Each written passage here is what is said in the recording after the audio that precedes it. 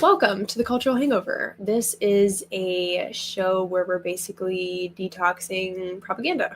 We're all a little bit hungover and tired from the headlines and the chaos and everything that's going on in our culture right now. And the purpose of this show is just to kind of have some grounded thought.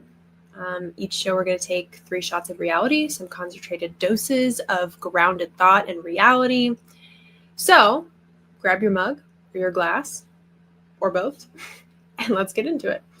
I am on a cold brew fixation lately, and my husband and I have been wanting this fancy coffee espresso machine maker that does all the things, and we finally caved and bought it, and it makes cold brews with the cold foam, and it's amazing. So I will be drinking my cold brew over here.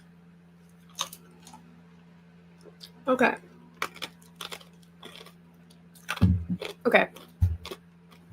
I swear every week there's a podcaster whose entire brand is Candace Owens is problematic because someone on TikTok told me so, basically.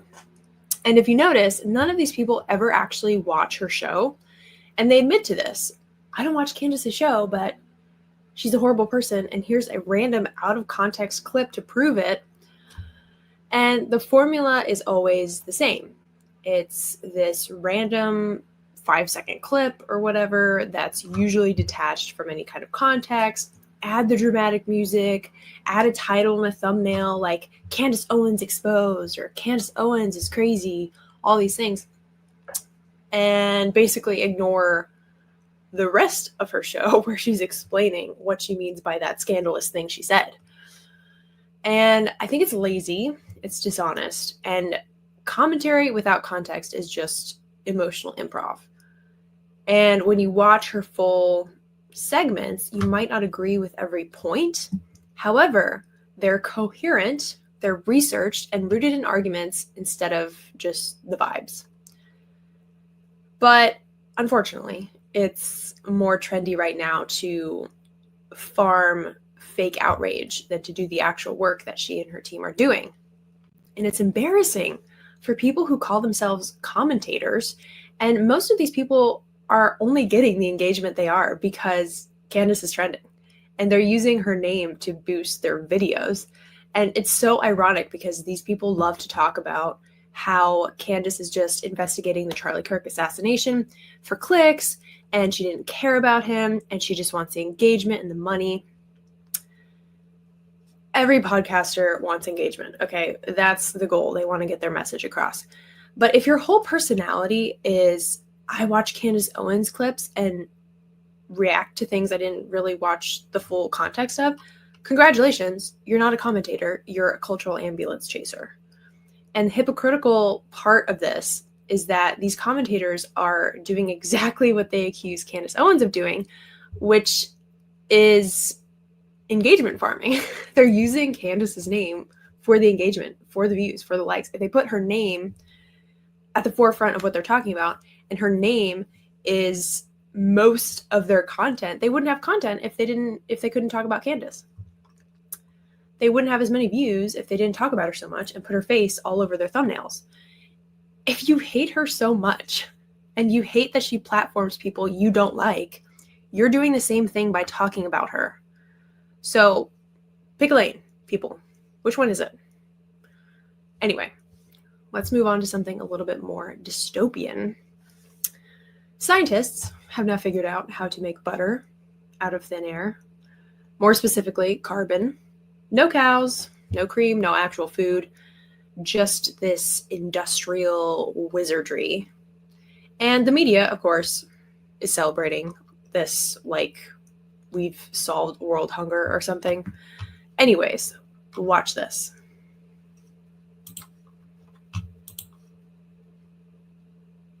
Zip code and have 0 DUIs in the last 5 years? Listen. It looks, smells, and tastes like the butter we're all familiar with, but without the farmland, fertilizers, or emissions tied to that typical process. And this butter breakthrough, it's happening right here in Batavia. In the middle of an industrial park in a suburb west of Chicago, something unprecedented is happening. So you're using this gas right now to like cook your food. And we're proposing that we would like to first make your food with that gas. The company is called Savor, and you better believe it. Their pioneering tech uses carbon and hydrogen to make the stick of butter you see on this plate. This is pretty novel to be able to make food that looks and tastes and feels exactly like dairy butter, but with no agriculture whatsoever. And no long ingredient list the average person can't pronounce. It's really just our fat, some water, a little bit of lecithin as an emulsifier, and no long ingredient list. Yeah, real butter has a really long ingredient list, guys. It's cream, maybe salt. That's pretty much it. It's so long. some natural flavor and color. How? Fats are made up of carbon and hydrogen chains. The goal here? Replicate those chains without animals or plants. And they did it. They tell me. All right, we don't really care about the science part of this. It's so ridiculous. Oh my gosh. So this is just, I don't know why I'm a little bit surprised by this. I'm kind of not surprised, but at the same time, I'm like, how are these people so smart and yet so dumb also? We didn't solve world hunger. We invented fake butter that didn't need to exist while pretending the real thing, the thing that humans have eaten for basically ever, is destroying the planet. This is the larger cultural problem. We demonize the resources God gave us while handing the basic necessities of human life, like food, to corporations. It's not about sustainability, it's about control. Because once you can manufacture food in a lab, it can be patented, it can be restricted, it can be priced however the big corporations want, and it can be shut off at will. Control the food, control the people. This isn't a new concept. And of course, it ties directly into government dependence. Look at Venezuela. Look at any country who has gone the socialism route and put their lives and needs at the mercy of the government. When the government takes control of food distribution for the common good, quote unquote, right? Next thing you know, shortages, ration cards, lines around buildings, people eating zoo animals, total collapse. Might sound a little bit dramatic, but Americans still think, oh, government-run food production is probably fine because it's free. I'm looking at you, New York City, all you people who voted for Mamdani. Next thing you know, bureaucrats will be banning real butter and real meat to save the planet because it's more green. And somehow carbon-based Frankenbutter is healthy and green. We tried centralized food control every single time in history. It ends in disaster. We do not want the government deciding what we're allowed to eat, how much we're allowed to eat, when we're allowed to eat it, or what counts as real food. Butter made out of thin air isn't a good thing. It's not. Cool science experiment, but not good for the future of food. This is a warning in a lot of ways. It's like some kind of sick foreshadowing of what's going to happen if we keep going this way. We're going to be eating air and chemicals and depending on the government to do it. Anyway, on to our next story. I think you'll like this one. This segment is pure entertainment, and I am so grateful. The ladies on The View decided that they're qualified neurologists now and tried to dunk on Trump's cognitive test. Of course, this is the same group that thinks clapping back on Twitter counts as a skill set. And they mocked the test like it was some kind of easy kindergarten quiz. Name some animals, toddlers can do this, blah, blah, blah. Meanwhile, Biden's team wouldn't even let him comment on the brand of pudding he likes without assistance. Now, this is satire, unfortunately. I really wish this was real. But Damon Imani, he's a YouTube creator, made this video as a response to this episode of The View. And this isn't like a brand new clip, but it's brand new to me. And his point still stands. And satire or not, we are going to enjoy this beautiful clip together. Enjoy. I want to point out that this seems to be the test that he's bragging about. Yeah. So this is an example of a cognitive assessment. To assess whether or not you have dementia? Snake, elephant, alligator. Nailed it. Got it.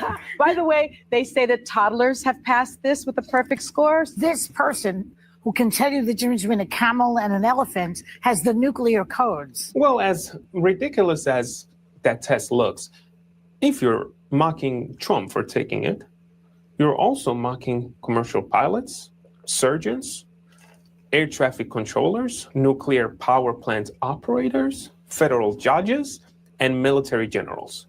Because that exact same test is used, in some cases required, in order to screen their cognitive fitness. Now, presidents are not required to take it. I think they should, but they're not. Trump chose to take it. It's called transparency. It's supposed to be a good thing. Now, Joe Biden, on the other hand, was pressed, but he refused. And that is around the time where you, Whoopi, said that you don't care if Joe Biden can't put a sentence together or if he poops his pants.